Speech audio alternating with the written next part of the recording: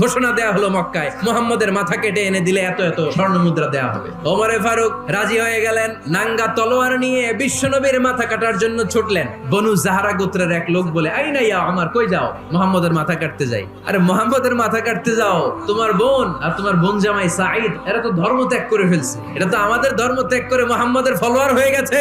আগে ওমর ঘর সামলাও, পরে মুহাম্মদের মাথা কাটতে যেও। ওমরে ফারুক অবাক হয়ে গেলেন, তলোয়ার নিয়ে বিশ্বনবীর দিকে না যেয়ে নিজের বাড়ির দিকে চলে গেলেন।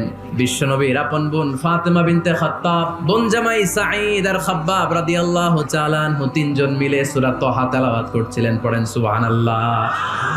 মক্কায় লুকিয়ে লুকিয়ে দাওয়াত হতো। খাব্বাব রাদিয়াল্লাহু তাআলা আনহু একটা চামড়ার ফলকের মধ্যে সূরা তাহার কয়েকটা আয়াত এনে ওমরে ফারুকের বোন আর বোন জামাইকে শিক্ষা দিচ্ছে, ট্রেনিং দিচ্ছে লুকিয়ে লুকিয়ে। ওমরে ফারুক যখন ঘরে চলে আসলেন, এরা তটস্থ হয়ে গেল। সাইয়েদনা খাব্বাব বিছানার তলায় লুকিয়ে গেলেন। ওমরে ফারুক বললেন, দরজা খোলো।